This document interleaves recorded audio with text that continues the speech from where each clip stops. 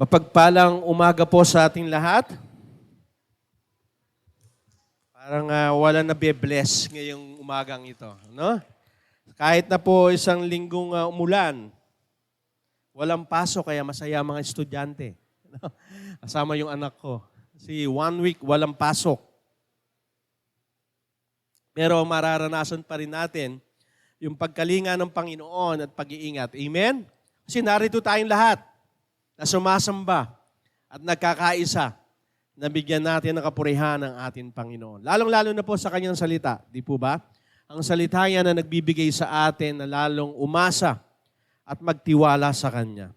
Sa ating po papatuloy ng ating series title na One Thing, the One Thing, ang ating pong verse ay makikita natin sa Jeremiah 9:23-24. Ito po ang sinasabi. Ito ang sinasabi ng Panginoon, hindi dapat ipagmalaki ng marunong ang karunungan niya, o ng malakas ang kalakasan niya, o ng mayaman ang kayamanan niya. Kung gustong sino man na magmalaki, dapat lang niya ipagmalaki na kilala niya ako at naunawaan niyang akong ang Panginoon mapagmahal na gumagawa ng tama at matuwid dito sa mundo. Dahil iyon ang kinalulugdan ko, ako ang Panginoon nagsasabi nito. Ayan po, kaya lahat ng mananampalataya may one thing . Ano po yon? Yung one thing na yon, ang meron tayong Panginoon. Sino po dito ang merong Panginoon sa buhay niya? Amen. Praise God. Ano? Kasi bakit? Kaya tayo nanampalataya dahil sa ating Panginoon. Kaya yung ating first message, yung ating month ng July, ito po yung kung saan si Mary, at sit at the feet of Jesus, kung saan ay ang wanting ni Mary ay maupo sa paanan ng ating Panginoon so Kristo. Yung part 2, kung saan nagkaroon ito ng epekto o mga bunga ng pag-upo sa ating Panginoon, sa paanan ng ating Panginoon. At yung third po, yung pangatlo po, yung kay David. Sino po yung nandito last week? Yung kay David, kung saan yung wanting ni David. Sino po nakaalala sa inyo? Yung hinahanap na mapalapit sa ating Panginoon. Parang nakalimutan ko agad, 1 week lang yun. Pero mas maganda, bumalik kayo kasi ito po yung huling message ng Panginoon for the series title natin, Wanting the One Thing. Ito naman po yung kay David. Kay Paul. Yung last week pala kay David. Ito po kay Paul, na kung saan ay may wanting siya. Alam niyo po, kung nalalaman niyo na ang buhay natin maiksi lamang, at hindi natin magagawa ang lahat. Kasi ang dami natin gusto sa buhay, tama? Pero sa maiksi ang buhay ng tao, hindi natin nakukuha lahat yon. Di po ba? Kaya iba namamatay, hindi nakuha talaga yung mga wanting na ito. At si Paul, ito yung bagay na kung saan, sabi niya, kahit mamatay ako, nakuha ko na. Kung saan hinahanap niya yung talagang tunay na kailangan ng isang mananampalataya. Kaya mahalaga po na yung wanting na ito, yung for the 3 weeks na tayo po yung nagmensahe, ito po yung kabuuan ng mensahe na ito, yung nangyari kay Paul. Ano po? Sino po dito yung nakakakilala sa founder ng Apple Computer, si Steve Jobs? Sino po nakakilala? Hindi niyo po kilala? Si Steve Jobs, mayaman po ito. Siya po yung founder ng computer. Siya po yung nagpasimula ng Apple. Ano yun yung Apple? Yung cellphone na Apple. Diba? MacBook, ayan. Yung iMac, ayan. Yan po yan. Sila po yan nag-founder si Steve Jobs. Pero bago po siya pumunta yan sa computer na yan, sa Apple computer, alam niyo po ba may 350 na, na product ang Apple. Dami, no? 350. Pero nang pumalit na si Steve Jobs sa Apple computer, ang ginawa niya, tinanggal niya lahat at nagtira lamang siya ng 10 na product. Bakit po ginawa niya? Nagkaroon siya ng priority. Kasi ang priority po kasi, na kailangan mo mag-yes sa isang bagay at mag-no sa isa. Tama po? Kasi nga may priority. Kaya si Steve Jobs, nag-priority niya yung 10 na yun na product. At ngayon po ay, ano nangyari? Talagang, ang Apple ngayon, talagang maganda ang produkto nila kung saan naging successful ang Apple ngayon. Kaya kahit ang Apple ngayon, kahit mahal, binibili. Tama? Kaya iba nagnanais magkaroon lang ako ng Apple na, na, na cellphone akin, okay na yun. Kahit luma, basta Apple. Kasi nga, iba talaga. Ano? Iba talaga ang gawa ng mga Apple, lalo po galing sa Amerika. Kaya po, pag nagsabi ako ng produkto, makita natin, pumokos kasi si Steve Jobs ng 10, di ba? Oh, ng 10 product. Magsasabi ako sa inyo ng isang bagay, ano ito ha? Okay, unang-una, Rolex, ano ito? Hello, Starbucks. Oh, kape? Ano pa? Nike. Ano po napansin nyo? Nakafocus siya. Ano? Kapag pumokos sa isang bag, alam mo na. Ganon. Christian. Parang nahimik lahat. Ano? Christian, hindi niya alam. Ano ba ang pag sinabing Christian, pasok agad sa isip niyo. Ano agad pumapasok? Mananampalataya. Ano pa? Nag-message natin noong February, di ba? Yung kilala ang Christian sa mapagmahal. Mga ganon. Pero hindi natin nakita, hindi natin napapansin yung pag-Kristiyano, sinusunod yung God's purpose. Amen? Yung layunin ng Diyos. Nakikita ko itong layunin ng Diyos sa taong to. Kasi ang mananampalataya, marami sumasampalataya pero hindi naman sumusunod sa salita o doon sa layunin ng Panginoon. Kaya ito po yung ating mensahe ng Panginoon kay Paul na kung saan ito yung one thing ni Paul na talagang nagpabago ng kanyang buhay. Ano? Kaya po ang one thing, yung priority, napakahalaga. Alam niyo po ba, 500 years ago, ang priority po, singular lang. Singular lang. Nung dumaan yung maraming panahon, naging priorities. Kasi po sa Latin word, ang priority, ibig sabihin, yung importante, yung iisa. Pero nung tayo po pumasok na sa century na ganito na, naging priorities na. Ang dami na. Di ba? Yung napapansin, ang dami kong priorities na. Naging plural na, marami na. Pero pag panahon noon, priority, ibig sabihin, iisa lang. Ano yung importante? Pero sa panahon po natin ngayon, napakarami na ang priorities. Tanong mo yung katabi mo, ano yung priorities mo? Ang dami, no? Pero kung tutusin, dapat isa lang. Kasi pag tayo tumukus dyan, pumokus, magtatagumpay tayo. At yan po ang nangyari kay Paul. Nung priority niya, tinutok niya sa Panginoon, nagtagumpay siya. Tanungin ko po kayo, ano yung priority sa buhay niyo? Minsan naitanong niyo na po ba yun? Pakitaas ang kamay yung nakuha niyo na yung one thing niyo sa buhay. Wala pa yung iba, hindi pa rin talaga nakukuha, no? Pero sinabi ko kanina nga, napakaikli ng buhay ng tao. Parang, kanina nandyan lang yan. Di ba? Kasi nga ganun talaga ang buhay ng tao, hindi po natin masasabi. Kaya napakahalaga po yung one thing na ating mensahe for the month of July. Kasi marami pong hinahangad ang tao, pero mahalaga ba talaga? Worth it ba to? Na pag nakuha mo to, okay, tama-tama. Pero pag nakuha, hindi pala. Kaya napakaganda po na simula pa lang ng ating pananampalataya at nagpapatuloy sa ating pananampalataya, alam mo ba yung one thing? Ano ba yung layunin ng Diyos?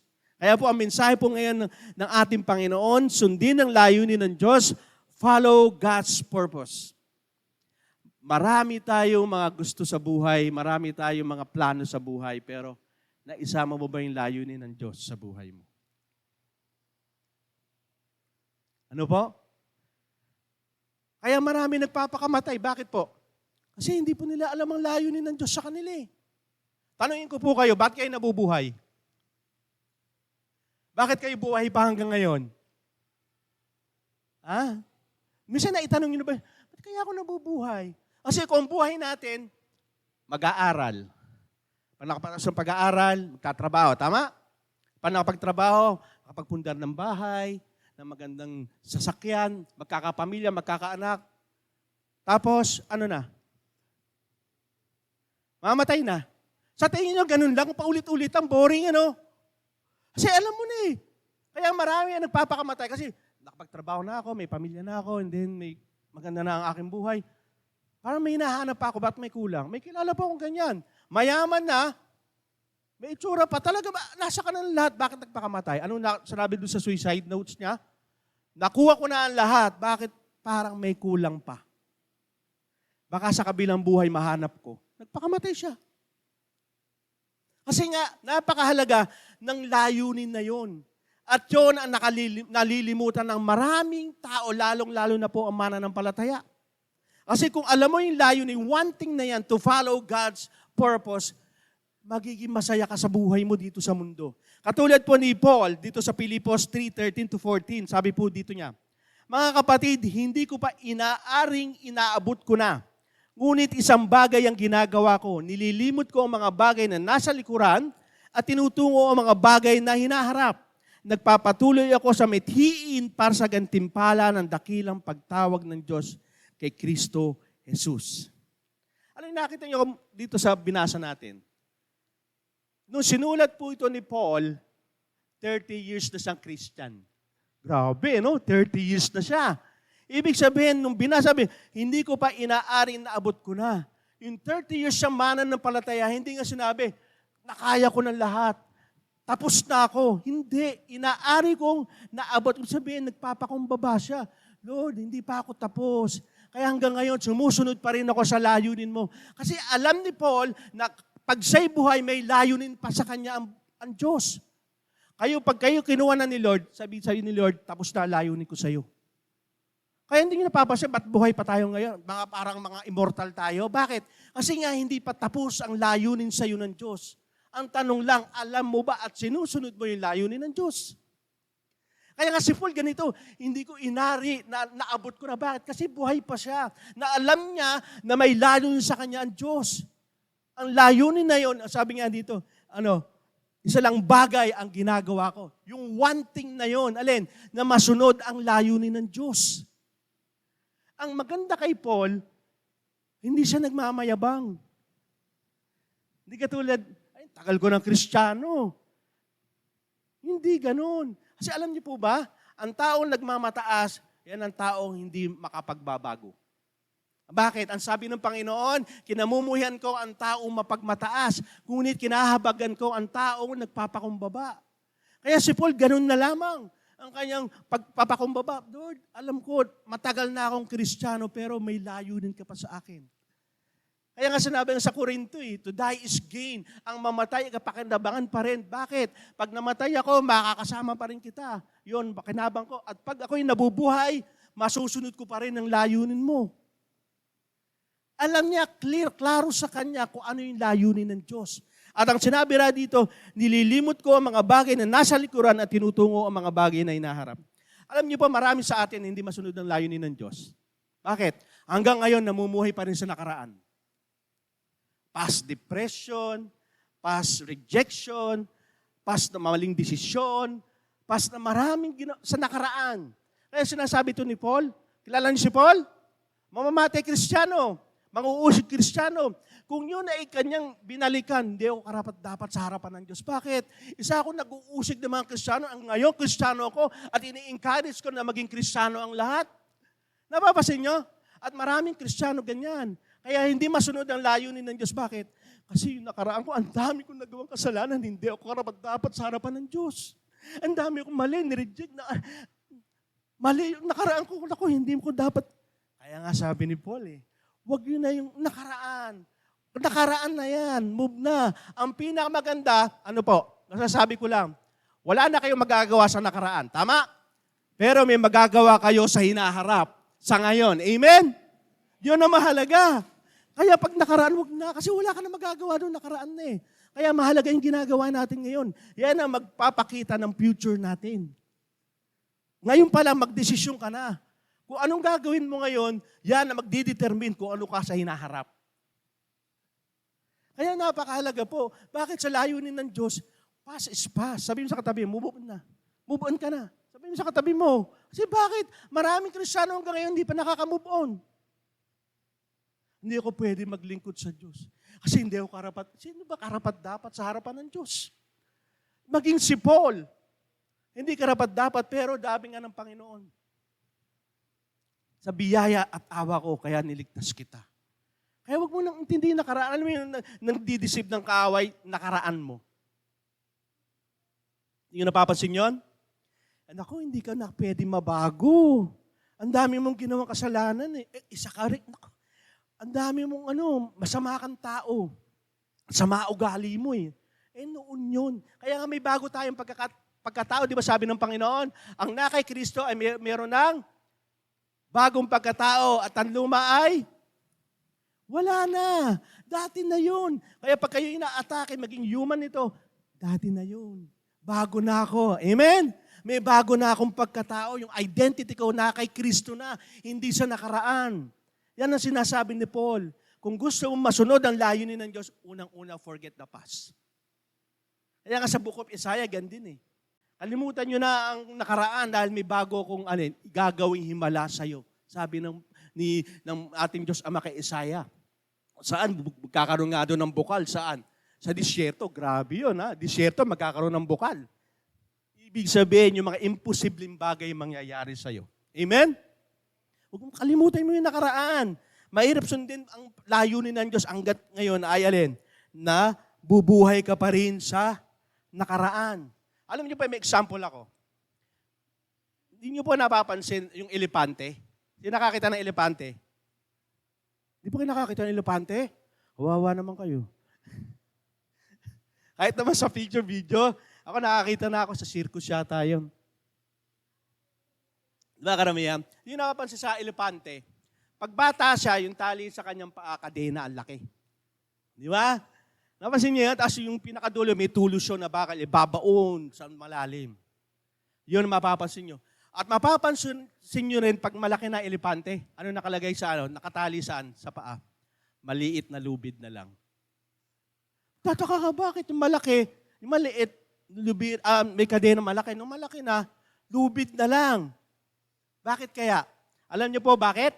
Kasi nung kanyang isipan, nakatali sa nakaraan na hindi ko mapuputo to, ang laking kadena to. Kaya nung lumalaki siya, sabi niya, wala na akong pagkakataon makaalis kasi akala niya, matibay pa rin nakatali sa kanya. Doon siya nananatili sa nakaraan. Tayo maraming Kristiyano ganyan. Nakatali tayo sa nakaraan. Kaya hanggang ngayon, hindi tayo makamove kasi akala mo nakatali ka pa rin sa nakaraan. Pinalaya ka na ng Panginoon. Amen? Wala nang kadena. Wala nang anuman tanikala sa iyo. Maliban na lang kung patuloy ka nagpapatali o nagpapalagay ng tanikala sa buhay mo. Kaya si Paul sinabi niya, ang nakaraan, kalimutan niyo yan. Bakit? Kasi hindi yan magiging daan upang magpatuloy at gawin yung layunin ng Diyos. At sinasabihan tayo ni Paul. Kasi kung si Paul lang, ay talagang grabe siya. Pero sabi niya, kung ako'y mamumuhay sa akin nakaraan, hindi ako karapat-dapat. Saan? Sa layunin ng Diyos. Sabi mo sa katabi mo, palayain mo na ang nakaraan sa buhay mo. Kailangan. Gising-gising siya gising-gising. Baka hanggang ngayon nabubuhay ka pa rin sa nakaraan. Kaya hanggang ngayon, bigat na bigat pa rin ang buhay mo. Tama? Lalo sa mga asawa. Di ba? Mga magulang din. Di ba? Ginawa ng anak mo, 3 years ago na, binabalik mo pa. Asawa, ganun din. Ikaw talaga, nang bababae, 10 years ago na yun, binabalik mo na naman eh. Wag na. Pinalaya na tayo eh. Sa condemnation. Pinalaya tayo sa mga bagay na magiging dahilan upang hindi tayo lumaya sa mga bagay na yan eh. Kaya nga may new identity ka na eh.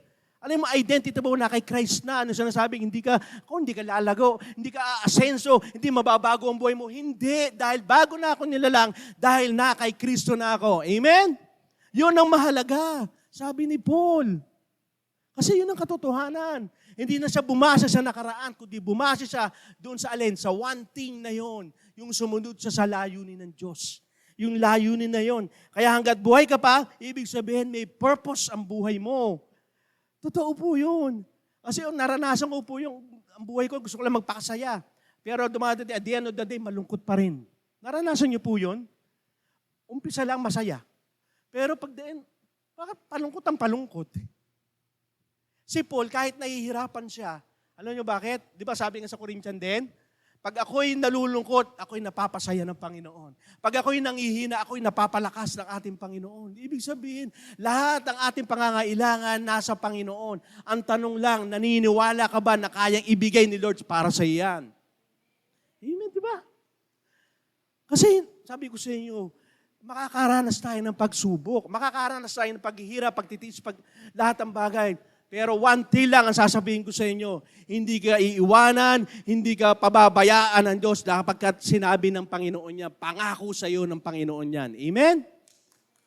Kaya sabi sa Matthew 28:19 yan I will never leave you nor forsake you. Kasi minsan lang, may duda tayo. Meron tayong pagdududa.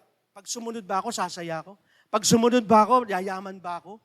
Hindi nga Kaya nga sabi ni Lord, ang kayamanan, hindi yan sinasabing blessed a man na punong-puno na kayo. Hindi sinabi ni Lord John. Ang sinabi ng Panginoon, ang pagpapala ay mula sa sumusunod sa layunin ng Diyos.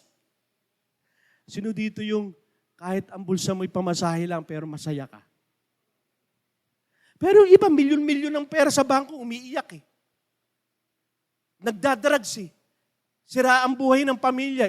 Sabihin sa akin na blessed yung ganun tao. Kasi nga, yun ang pamantayan ng mundo. Kapag marami kang pera, successful ka. Pag maganda bahay mo, hindi ko pa sinasabing masama yun, ha? Pero yun po ang nagiging dahilan kung paano hindi tayo sumusunod sa layunin ng Diyos. Hindi nyo napapansin? Kapag sumunod ka sa ibang Diyos-Diyosan, patay ka na. Kaya nga, si Paul?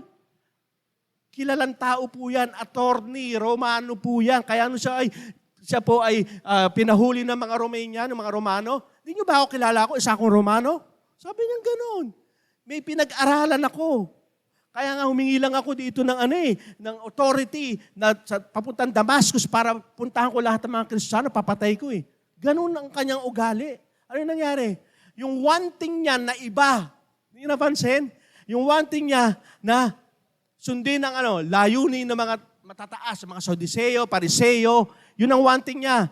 Pero nung siya'y tumanggap sa Panginoon, na iba yung wanting. Ano yung wanting na ito?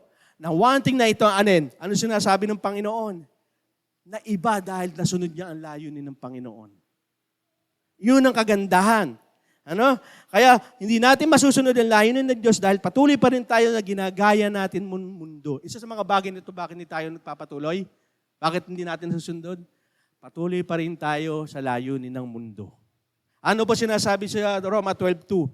Huwag niyong tularan ang sanlibutan ito, kundi magbago kayo sa pamamagitan ng pagbabago ng inyong isip upang mapatunayan ninyo kung alin ang mabuti, kasaya-saya, at lubos na kalooban ng Diyos. Kristiyano ka na, pero patuloy ka nakikibahagi sa mga worldly. Kaya hindi ko masunod ang layunin. Bakit? Mas sinusunod mo yung sarili mong kaligayahan. Tama po ba? Madalas yan. Yung kasiyahan mo, sinusunod mo. Ayoko muna magbasa ng salita ng Diyos kasi. Pero nakakapunta ka sa mga bagay na gusto mong puntahan. Busy ako Pero pagdating sa wala kayo. Sa mga bagay na makamundo, free ka. Pag magpapaalam ka sa office mo, may pupuntahan ako, boss. Pero hindi ka mapagpaalam, boss, baka pwede hindi ako pumasok si linggo. Church to. Hindi natin magawa. Pero pag sa mga gawain, kailangan magbago tayo ng pag-iisip. Yung dati natin pag-iisip na masaya tayo sa makamundo, tanggalin natin. Isipin mo ngayon na mas masaya sa piling na sumusunod sa layunin ng Diyos. Amen? Pag hindi ka nagbago ng pag-iisip, talagang wala. Lalo sa mga lalaki, pag walang bisyo, ay malungkot ang buhay mo. Tao ka pa ba? Sabihin pa sa'yo, may ganyan ako mga barkada Bro, hindi ka magiging masaya. Malungkot ang buhay mo. Nagpinago ni Lord yung pag-iisip ko. Nakikita ko yung mga barkada ko kayo, may mga sakit. Iba namatay na. Hindi ko sa kinukondem sila, pero yun ang katotohanan. Yun ang mga bunga, consequences ng mga ginagawa natin. At kaya ko napatunayan na ang sumusunod sa layunin ng Diyos, hindi magsisisi sa huli. Amen? Sino gusto dito magsisi? Umpisahan pa lang. Sabi nila, sa hulihan daw ang pagsisisi. Umpisahan natin sa una. Ngayon pa lang, magdesisyon ka na. Bakit? Para huwag ka nang magsisi sa huli. Tama? Sundin natin ang layunin ng Diyos. Kaya na nagiging mahirap to kasi patuloy tayo na. Kasi pag naging successful ako, masaya na ako. Kapag nakapag-asawa ko kamukha ni Marian Rivera, masaya na ako. Kapag nakita ko si Lee Ming-ho na asawa ko, masaya na ako. Ano? Pero bandang huli, bakit hiwalay? Bandang huli, bakit ganun ang relasyon bilang mag-asawa? Kasi sabi ko nga last week, di ba? Walang makapagbibigay na tunay na kaligayahan sa isang tao, maging sino man yan, maliban lang sa Diyos. Kaya nga, pag sumusunod tayo sa kalooban ng Diyos, itatama yung pag-iisip mo. May asawa ka na. Hindi na dapat nakakaroon. Yung ex-ekis na nga eh. Ba't binabalikan pa? Ano pa? Pag ekis-ekis na. Mabigat, hindi, text lang. Ang kaaway, ganun. Text lang, maya-maya, meet up tayo ha. Ganyan ang kaaway. Kaya dapat maging matilino tayo. Pag sumusunod tayo sa, hindi ko pwedeng sundin ang aking sariling kaligayahan. Kundi ano yung layunin ng Diyos. Kasi iniibig niya yung pag-iisip. Kaya nga si Paul, iniba yung pag-iisip eh. Yung one thing, unang-una, patayin ng mga Kristiyano, ngayon naging Kristiyano. Kaya nga nung ibinahagi niya, yung isang bagay, yung ating Panginoon. Di ba si Paul yan? Si Saul na bago si Paul. Mamamatay Kristiyano yun. Bakit? Yung Kristiyano ngayon, iba na. Ano? Yung patotoo, iba na. Kasi nga, naiba yung one thing niya. Yung one thing na sumunod sa layunin ng Diyos. Sino dito yung mga single? Pakitaas ang kamay. Taas yung single, bibigyan ko yung ayuda. Taasa kahit hindi single. Bakit po? Di ba yung mga single, gusto nyo makuha yung tamang tao, di ba? Right person? Oo. May sino bang gusto ko mapangasawa yung maraming bisyo? Yung addict, walang ganon. Ano? Gusto mo yung tamang tao. Ang tanong, paano mangyayari? Di ba? Paano kaya ang tamang taong ito? Alam niyo po yung tamang tao na maano sa inyo? Ipag-pray nyo at makita nyo yung layunin ng Diyos nangyayari doon sa taong iyon. Totoo po yan. Kasi kung di nangyari, naku po. Yung sinasabi mong sa yung love of my life, nung kinasal na, gusto ko na, papapatay ko na yan. Ganun na nangyayari. Bakit? Kasi hindi tamang tao eh. Yung tamang tao, ipag-pray mo para ibigay ni Lord. Kasi nagusto mo lang, kamukha ni Lee Ming-ho, pwede na yan. Ay, kamukha ni Marian Rivera, pag nakatalikod, pagharap iba na. Huwag natin pag-usapan. Di ba? Yung ganon. Pero hindi. Yung tamang person para sa mga single, ipinagpe-pray yan. Kasi yung layunin ng Diyos, pag nasunod sa magiging part yung layunin ng Diyos, sasabihin ko sa inyo, may forever. Totoo yan. Kasi yung layunin ng Diyos, mas higit kaysa sa'yo. Kaya yung mapapangasawa mo, second ka lang kay Lord. Kasi yung katotohanan, pag ikaw ay first para kay Lord, sira ang marriage. Dapat laging first si Lord. Kasi magiging pagmamahal may mali. Di ba? May pagmamahal na mali. Totoo yan. Hindi lahat ng pagmamahal tama. Kaya minsan nga iba, nagmahal lang naman ako eh. Minahal nga kapwa babae. Tama ba? Hindi ko po sinadjudge yung mga LGBT. No, mahal natin sila. Pero ano ba yung katotohanan? Ano ba yung sinasabi ng katotohanan? Kasi bakit? Yan na nangyari kay Paul. Nung nalaman niya yung katotohanan, ito nangyari. Para malaman mo ang layunin ng Diyos, unang-una dapat makilala at ipakilala mo si Jesus. Ganyan na nangyari kay Paul. Nung nalaman niya, ano yung pangyayari dito sa Gawa 22:8-10? Sumagot ako sa kanya, sino ka ba, Panginoon? At sinabi niya sa akin, ako si Jesus, na taga Nazaret na iyong pinag-uusig. Nakita naman kasamahan ko noon ng liwanag, ngunit hindi nila narinig ang tinig nagsalita sa akin. Sinabi ko, ano gagawin ko, Panginoon? Sinabi ng Panginoon, tumindig ka at pumunta sa Damasco at doon sasabihin sa iyo ang lahat ng mga bagay na itinalaga ginagawin mo. Ibig sabihin, si Paul na kalaban, kaaway ni Jesus. Pero nung nakatagpo niya ang Panginoon, ano niya? Ang tingin niya dati kay Jesus, guru lang eh. Ang tingin niya kay Jesus nga, hindi tatunay na Diyos eh. Ano mapapansin natin? Nakilala niya ang tunay na Diyos. Bakit? Sabi niya, ano gagawin ko, Panginoon? Boses lang, ha? Tinangkilik niya, si Jesus ay Panginoon talaga. At di lang yun. Di ba? Alam niya, patay na si Jesus eh. Bakit nagsasalita ngayon? Ibig sabihin, nung sinasabi ng ating Panginoon na merong muling pagkabuhay, pinaniniwalaan na ni Paul. Bakit? Naririnig ko, si Jesus patay yan, bakit ngayon nagsasalita? Ibig sabihin, yung pangako niya na buhay na walang hanggan ay totoo. Amen? Tanong ko kayo, naniniwala kayo sa buhay na walang hanggan?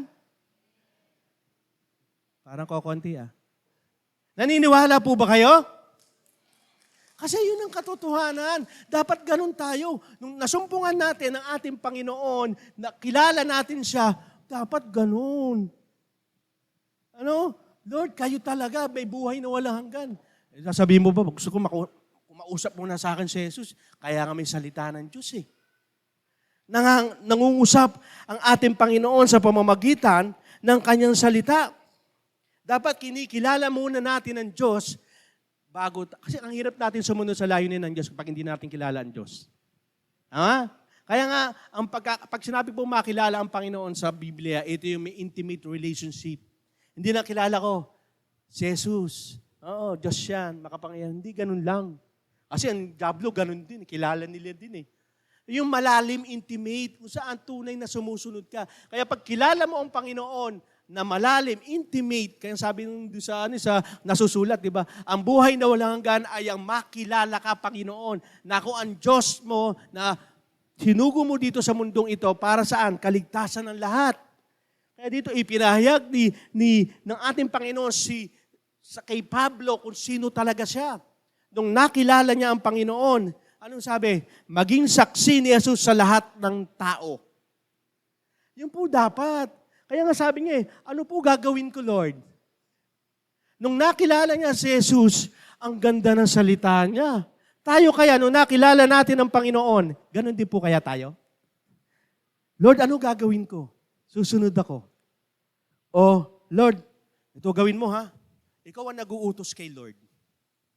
Madalas ganyan, naman. Pero si Paul, ibang klase ito.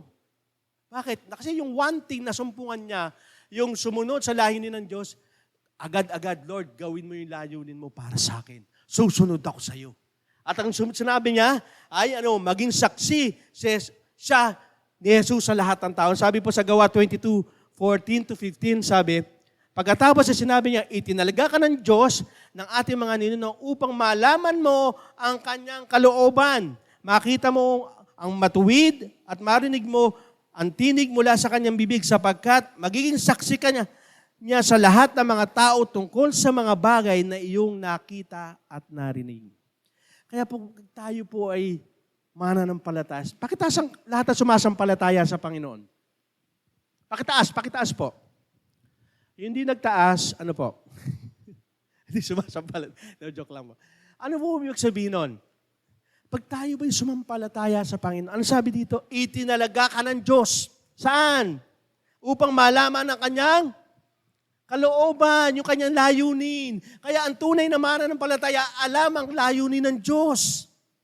Kaya minsan hindi natin pinapahayag ang si Jesus sa iba. Bakit? Hindi natin kasi alam ang kalooban ng Diyos eh. Si Paul alam niya, tingnan mo, kabago-bago. Pupunta siya sa Damasco para, usigin lahat ng mananampalataya. And all of the sudden, bang, lumiwanag kasi liwanag ng sikat ang araw kasi ng katanghalian tapat. Sumunod ka, ito gagawin mo. Ganun ka agad. Hindi na sinabi, magpakabit ka muna ha, bago ka sumunod. No! Ang sinabi ng Panginoon, anuman ang katatayuan mo ngayon, sumunod ka pa rin sa layunin ng Diyos. Hindi pinag-uusapan dito yung kaya mong gagawin mo para sa Diyos. Ang pinag-uusapan dito, sabi ni Lord, kung ano ang pinagagawa sa iyo ng Diyos, kung susunod ka ba. Kasi minsan, hindi pa ako pwede sumunod, wala akong pinag-aralan. Hindi nga ako muna makipag-usap sa tao eh. Hindi ko pwede i-share. Si Paul nga, ano i-share niya? Pumapatay ako ng Kristiyano. Kaya walang lumapit eh. Bakit? Pamamatay. Kasi Ananias takot din eh. Yung nag-pray sa kanya, Lord naman, pagpe-pray ko, pumapatay ng Kristiyano, baka ako biglang patayin yan. Pero hindi, bakit? Kasi nga yung layunin ng Diyos, ang nanaig sa Kanya, yung wanting na yon upang ibahagi sa lahat. Sabi, may plano talaga ang Diyos. Kaya sa atin lahat ng Diyos, dito sa atin, hindi naman tayo pinatanggap lang para sa buhay na walang. Hindi napapansin kung buhay na walang hanggan na pinatay tayo ni Lord na. Kasi kung lang pupunta lang tayo sa langit eh. Hindi sana kinuha na tayo ni Lord lahat. Bakit buhay pa tayo? Tanong ko kayo, bakit buhay pa tayo? Kasi nga may layunin pa rin ng Diyos. Ang tanong, yung layunin ba ng Diyos katulad ni Paul na ipahayag sa Isus sa lahat? Yan kasi layunin ng Diyos. Kasi isa ka rin produkto ng may nagbahaging iba para maligtas ka. Amen? At yun ang pinapapasa ngayon. Kaya ang Christianity lumago dahil saan? Kay Paul, sa mga hintil, tayo yun. Dahil sa ginawa ni Paul. Itinalaga siya ng Diyos Ama ni Jesus para sa mga hintil at produkto po tayo ng pagsunod, layunin ng Diyos kay Paul. Naniniwala ba kayo? Kung anong layunin kay Paul, layunin din sa inyo. Kasi mananampalataya eh. Si Paul nga, wala pa nga 1 taon, binigyan na agad siya ng task ni Lord eh. Tayo hindi, abutin mo na ako ng 30 years. Yung kaya ko na magsalita, no. Lalo na kung patay ka na. Wala na. Alam niyo po, sasabihin ko sa inyo yung katotohanan. Mai-enjoy mong sumunod sa layunin ng Diyos.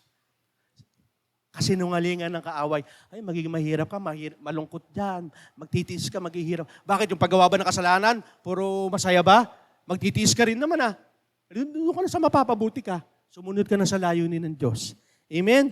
Kaya nga dito makikita natin na si Paul, kung ano man yung katangian niya, itinuring niya itong basura, ang lahat para lamang kay Jesus. Ano sabi dito sa Filipos 3:8? At hindi lang iyan, para sa akin ang lahat ng bagay o walang halaga kung ihahambing sa di mapapantayang halaga ng pagkakilala ko kay Kristo Jesus. Grabe, no? Ganyan si Paul, na aking Panginoon, inuturing ko na basura ang lahat ng bagay malkamtan ko lamang si Kristo. Ganyan si Paul, attorney, alam ang batas, alam ng alit yung tuntunin, kilala, may pinag-aralan, may kaya. Isang Romano, alam niyo pa pag isang Romano, may pinag-aralan ka. Nag-aral si Paul. Ibig sabihin, talaga hindi mapapantayin bilang isang tao siya. Kumbaga, hindi siya middle, nasa upper siya. Ganun si Paul. Pero sinabi niya, hindi mapapatay ang halaga ang pagkakilala ko kay Kristo Jesus. Ininuturing ko ng basura ang lahat ng bagay, makantam ko lamang si Kristo Jesus. Grabe, no? Walang halaga sa akin, maging kayamanan ko, maging tanyag ako, kilala ko dito bilang Roman. Hindi, walang halaga yan. Ang halaga, makilala ko ang Panginoon at masunod ko ang layunin ng Diyos. Tayo, i-share lang nga natin. Nahiya ako eh. Yung Christian ka, babalanse ka, bakit? Baka alisan ka, o ano. Hindi. Pag-isipan ko muna, balik ka bukas. Hindi natin alam niyo bakit? Hindi natin pinahahalagahan ng Panginoon. Kung pinahahalagahan natin ng Panginoon, mararanasan natin supernatural kapangyarihan ng Panginoon. Ang sabi sa Filipos 3:9-10, at ako na may maging Kanya, hindi na ako nagtitiwala na ako'y magiging matuwid sa pamamagitan ng pagsunod sa kautusan. Sabi niya, si Paul, kasi sumusunod siya sa kautusan eh. Alam niya, yun ang magiging matuwid sa harapan ng Diyos. Yung gawa ng mga Pariseo at Saduseo. Sabi, kundi sa pananampalataya kay Kristo. Nung nanampalataya siya, naalaman niya, hindi pala sa pagsunod. Hindi pala dun saan? Yung paggawa ng mabuti. Hindi ko sinasabing sariling sikap. Kahit wala ng pananampalataya, hindi ganoon ang sinasabi ng Panginoon. Ang pagiging matuwid na ito ay kaloob ng Diyos dahil sa pananampalataya. Malinaw po. Nais ko ngayon na higit pang makilala sa Kristo, maranasan ang kapangyarihan na muli niyang pagkabuhay, makabahagi sa mga paghihirap niya at matulad sa Kanya sa kamatayan niya. Gamit dito, Nais kong na higit pang makilala sa Kristo. Higit pa kong sumunod sa layunin ng Diyos. Gusto ko pa magpagamit sa Panginoon. Gusto ko na ang lahat ng bagay maging basura upang si Kristo lang ang mahalaga sa akin. Ang sabi ni Paul. Tayo kaya magsisimba ka. Hindi, para masabi lang, hindi, magsisimba ako. Bakit? Mahalaga sa akin si Christ. Dahil sa pananampalataya ko. Pwede ka kahit walang trabaho, okay lang. Basta Mag-church ako. Magte-temple group ako. Magbabasa ako ng salita ng Diyos. Kahit abutin ako ng ilang oras, hindi ako mag-social media. Bakit? Mahalaga si Kristo kaysa lahat ng bagay. Kasi, ang nakakalungkot, mahalaga ba sa atin talaga si Christ? Ito si Paul, manamatik Kristiyano, and all of the sudden, boom, mahalaga bigla. Tayo, ang haba na natin mananampalataya, hindi tayo pumapatay Kristiyano. Pero, bakit ganun? Hindi ba ganun kahalaga si Kristo para sa atin?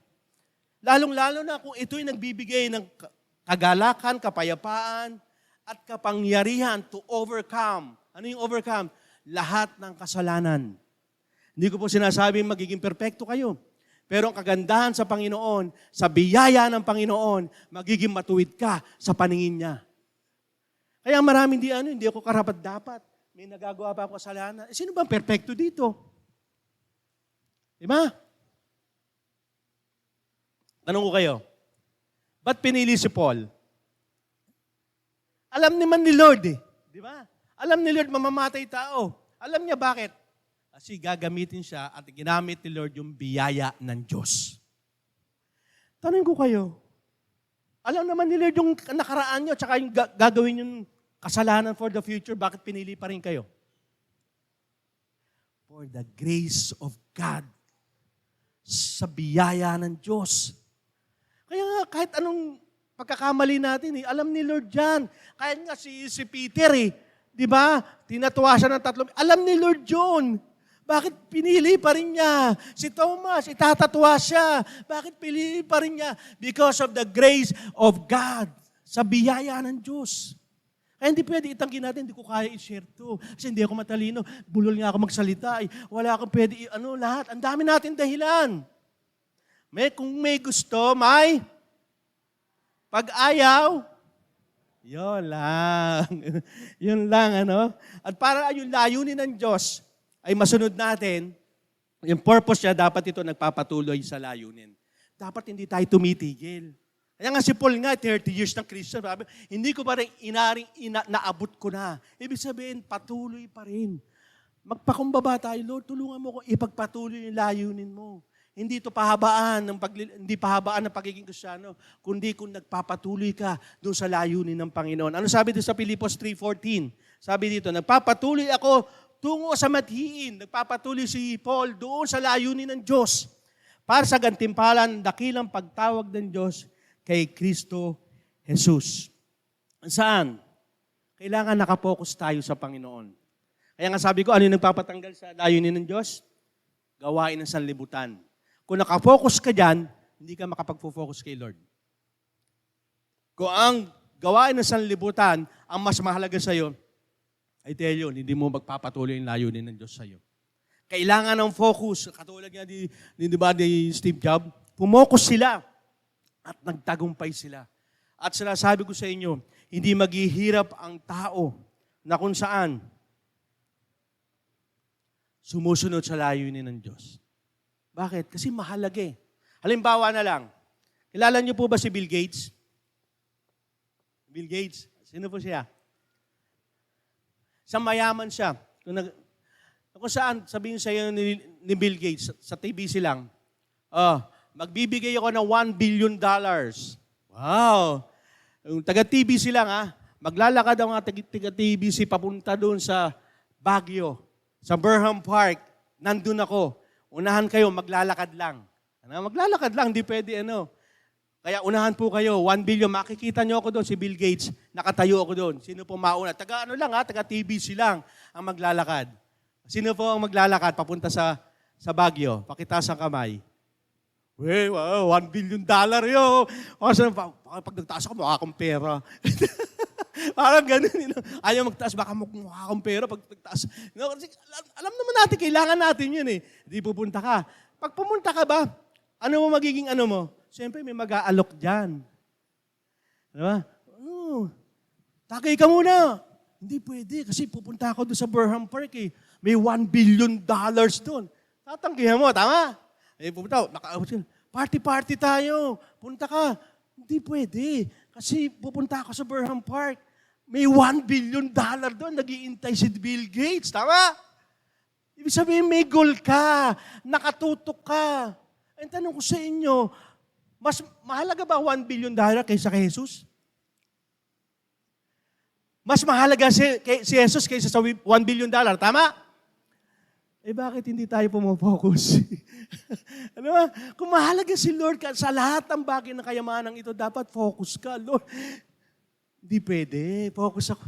Hindi pwede. Sunod ka lang. Tungkol sa layunin ng Diyos. Kasi nga, at the end ng iyong journey, ng iyong pagsunod sa Panginoon, nandun si Jesus, kakatagpuin ka, sasabihin siya, well done, my son and daughter, my good and faithful servant. Amen? Napakaganda nun. Ang magsasabi sa iyo, isang Diyos na makapangyarihan. Yun, Bill Gates lang yun. Si Kristo ang nasa dulo ng iyong pagtahak at sasabihin sa iyo, anak, napakabuti mo at nasunod mo yung layunin ko para sa iyo. Good and faithful servant.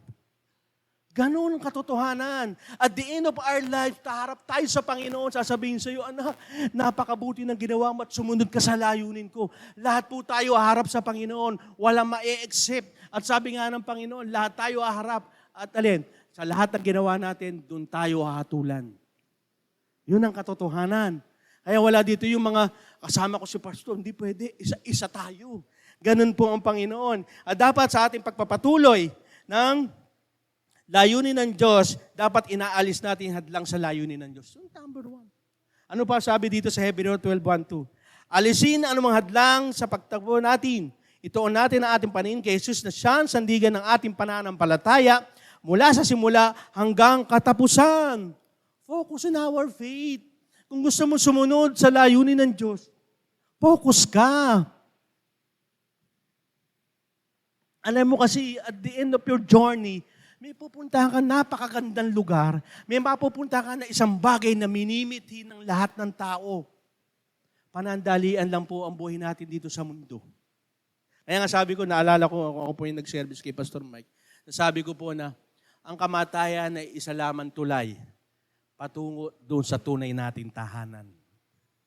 Yun po ang katotohanan.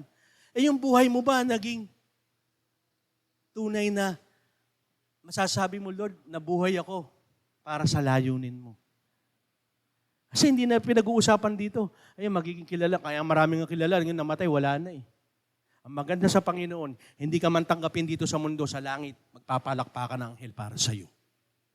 Ganon si Lord. Ganon kanya ibibida. Sabi nga sa nasusulat din, kayo mga mananampalataya, kayo hahatol sa mga hindi mananampalataya.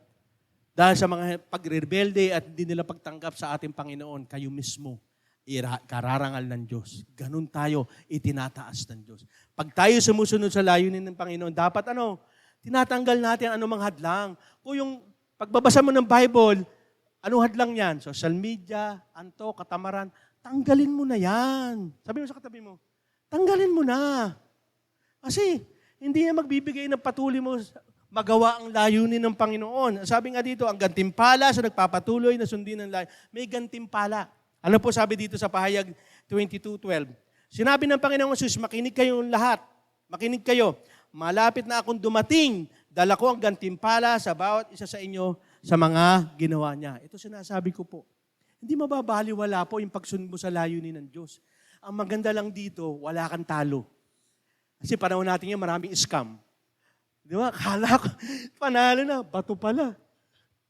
Di ba? Lalo sa pag-aasawa, kala ko, diamante, gold ang akin natagpuan, yung pala bato. Bakit? Batugan ang asawa ko.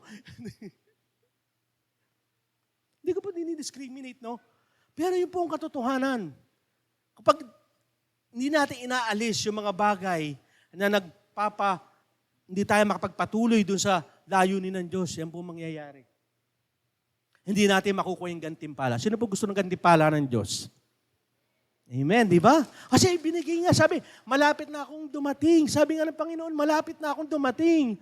Kung nangyari kay Paul na nagpakita si Jesus na may buhay na walang hanggan, pinatotohanan niyan upang ang lahat na sumasampalataya sa Kanya magkaroon ng pag-asa katulad niya. Bakit? Ano ba si Paul? Walang kapag-asa, basura ang buhay. Pero nang siya ay lumapit sa Panginoon, nakakilala sa Panginoon, sumampalataya sa Panginoon, hindi lang niya kinilala ang Panginoon, sumunod siya sa layunin ng Diyos at sinabi niya, merong mayroong buhay na walang hanggan at may gantimpala ang bawat mananampalataya na tatapusin ang layunin ng Diyos sa buhay niya.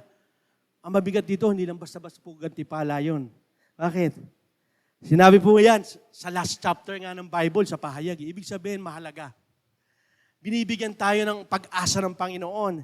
At alam mo dito, dapat nagpipigil tayo sa sarili para sa layunin. Dapat hindi lang inaalis, kundi nagkaroon tayong disiplina. Magkaroon tayo ng discipline. Sino po dito yung naglalaro ng basketball? Badminton. Yan. Iba, wala kayong sports? Kawawa naman tayo. Ano, sa bawat sport may discipline, tama?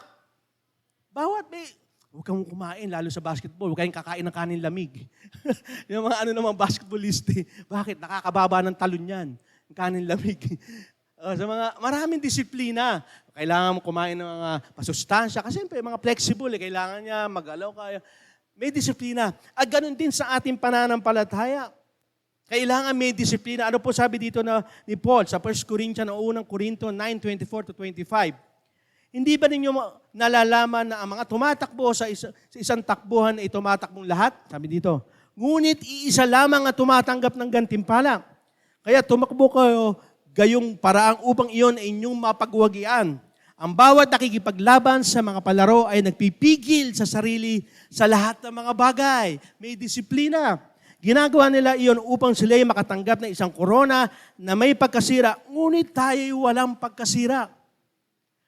Unang bigyan natin dito, ngunit iisa lamang ang tumatanggap ng gantimpala. Parang gulo, no? Ang maraming naglalaban dun sa competition, tapos isa lang ang mananalo. Paano kaya tayo? Ano sinasabi ni Paul? Ang bawat isa sa atin ay may kanya-kanyang takbuhin sa buhay. Tama? May kanya-kanya tayong layunin sa buhay, hindi tayo magkakaparehas. Kaya pag tayo ay may kanya-kanyang takbuhin, ay at yun na ipinanalo mo, ibig sabihin may gantimpala ka sa Panginoon. Alam niyo ba yung panahon nila, yung second year or 4 years, parang may Olympic na po sa kanila. Sa Roma. At pag nanalo ka po, may nilalagay po dito sa yung parang dahon. Ano niyo po yun? Nakakapanood ng mga ancient movies. Pag nanalo sila sa isang palaro, mayroon dito nilalagay na dahon, kaya bulaklak. Kaya sinasabi dito, may pagkasira yun.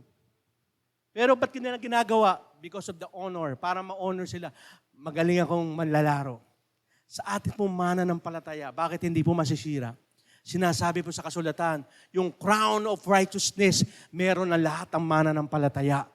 Hindi masisira yon. Maging sa kabilang buhay, pwede mong gamitin yon. Amen?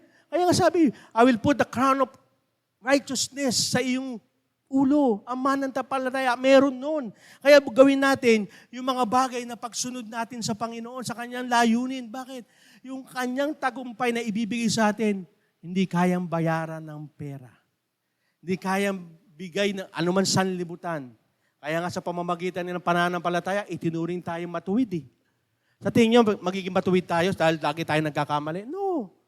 Because of Christ. Because nung ating buhay, ibinigay na natin sa Kanya. Kaya Galatians 2:20, hindi na tayo nabubuhay sa ating sarili, kundi si Jesus na. At hindi na tayo nabubuhay, ibig sabihin, ang layunin ng Diyos, ang siyang dapat nating ginagawa, sinusunod. Bakit? Kasi nga, kung pagiging Kristiyano ay 100%, hindi dapat. Bakit? Na-topic ko na sa inyo to? Kung 100% lang, sa Diyos lang yun. Kasi naibigay na ni Lord yung 100%. Tama? Kanya lang ano yung part mo. Kaya ang Christianity is a 200% Christian. 100% kay Lord, 100% sa'yo. Nagawa na ni Lord yung 100% eh. Kaya ang tanong ko, ikaw ba'y 100% din bilang isang Kristiyano? O 50-50 lang? Hindi 150 lang yun. O 10 lang, hindi 110 lang yun. Kapag tunay kang Kristiyano, ibinigay mo at sumusunod ka sa kalooban, layunin ng Diyos, ibig sabihin, 100% ka. Ibig sabihin, 200% Christian ka. Di ba? Kasi 100% Christian ako. Wala kang ambag. Kay Lord lang yung 100% eh. Paano yung ambag mo? Di wala. Madalas po, diyan po nagkakamali. Kaya dapat sa pagsikapan natin malugod ang Panginoon. Ano sabi dito sa 2 Corinto 5:9-10? Kaya naman sinisikap namin malugod ang Diyos sa amin, maging dito man o sa piling niya. Sapagkat harap tayong lahat kay Kristo upang hatulan. Sabi ko po kanina, tatanggapin ng bawat isa nararapat na kabayaran sa kanyang mga ginawa, mabuti man o masama, nabubuhay pa siya sa mundong ito. Lahat tayo harap sa Panginoon. Hindi pwedeng hindi, maging masama ka man o mabuti. Haharap ka sa Panginoon.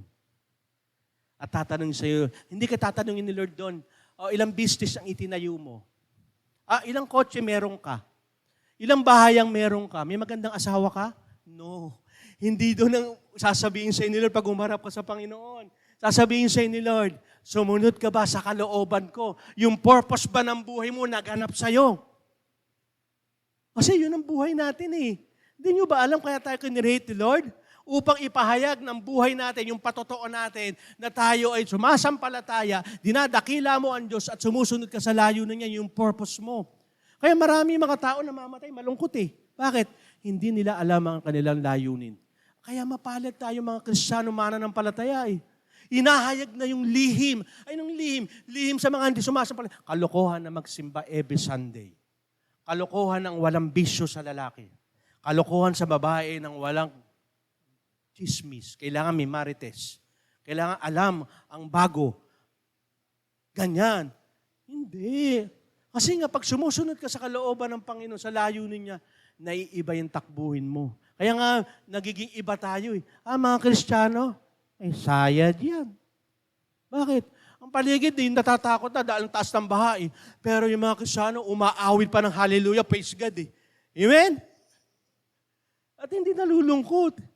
Lagi pa nakatawa. Bakit? Akala mga Kristiyano, lagi may pera eh. Bakit? Laging masaya. Kasi hindi magpapasaya sa iyong kayamanan. Ang magpapasaya sa iyo, ang Panginoon. Amen? Ang magpapasaya, lalo-lalo sa mga nananampalataya, yung one thing ni Paul, ano yun? Yung sumunod sa kalooban o purpose ni Lord sa buhay mo. Mag-iwan po ako ng tanong sa inyo. Sinusunod ba natin ang layunin ng Diyos sa buhay natin bilang mananampalataya? Huwag niyo po sagutin. Iwan ko pong question sa inyo yun. Masasabi mo, Lord, yung layunin mo ba ay talaga nasusunod ko? Ang layunin ba ng Diyos ay one thing sa'yo? Ninanais mo ba? Tanong, maging tapat tayo sa Panginoon. Alam ni Lord yung puso mo, isipan mo. Kaya manalangin po tayo. Let's bow our head and close your eyes. Iwanan ko sa inyo yung tanong na yon. Ilapat mo yun sa Panginoon. Yes, Lord and Heavenly Father. Salamat po, Panginoon. Salamat sa kabutihan mo, Lord God. Salamat sa biyaya mo. Lord, sa oras na ito, Panginoon, papakumbaba kami katulad ni Paul. Di namin itinataas ang sarili namin. Hayag sa inyo ang lahat, Lord. Maging ang bilang ng aming buhok, alam nyo, Panginoon. Laman ng aming puso't kaisipan, alam nyo. Kaya hindi kami pwede magsinungaling. Kaya sa oras na ito, I encourage everyone, church, lumapit ka sa Panginoon. Kung sinasabi sa pahayag, nalalapit na ang pagdating ko. Pero tanggap mo ba na sabihan ka ng Panginoon, well done, my son and daughter, my good and faithful servant. Masasabi ba natin to sa harapan ng Panginoon? Lord, hindi na sayang buhay ko. Sapagkat yung layunin mo, nasunod ko, Panginoon.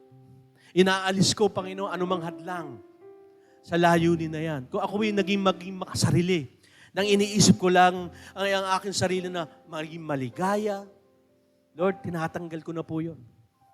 Sapagkat nung kita'y tinanggap bilang Panginoon tagapagligtas, hindi na ako nabubuhay para sa sarili ko. Hindi kayo na. Yung kalooban niyong masunod. Kaya niya po binigay ang aming Panginoon sa Kristo upang ibalik yung dating estado, to determine kung ano yung tama at mali. Hindi na kami magdidetermine ng Panginoon, kayo na. Kung ano yung makakabuti sa amin, Panginoon, kayo ang masunod. Tanggalin niyo po ang pagiging makasarili sa amin. Tanggalin niyo po sa aming kaisipan na magiging maligaya kami sa anong ibinibigay ng mundong ito. Lord, ilanim niyo po sa puso namin, sa isipan namin, na kayo ang pinakamahalaga sapagkat sinabi po yan ni Paul, na basura niya ang lahat ng bagay maliban na makilala kayo, masunod ang layunin at purpose sa buhay namin, Panginoon. Lord, sinabi niyo po yan. Ang lahat ng sumusunod sa inyo, kahit kailan hindi magkukulang. Kahit kailan hindi mo pababayaan. At kahit kailan ay tunay hindi makakaranas ng mga bagay na magpapasaya sa tao. Lord, sa oras na ito, Lord, ilagay niyo po sa puso namin ang iyong salita. Ang layunin mo, Panginoon, magawa namin. Sapagkat darating ang panahon, lahat kami haharap sa iyo. At kami husgahan mo base sa aming ginawa, base sa aming sinabi, Panginoon. Kami pag hinusgahan mo, hindi mapahamak, kundi Lord, tanggapin namin ng gantimpala na naaayon sa aming ginawa.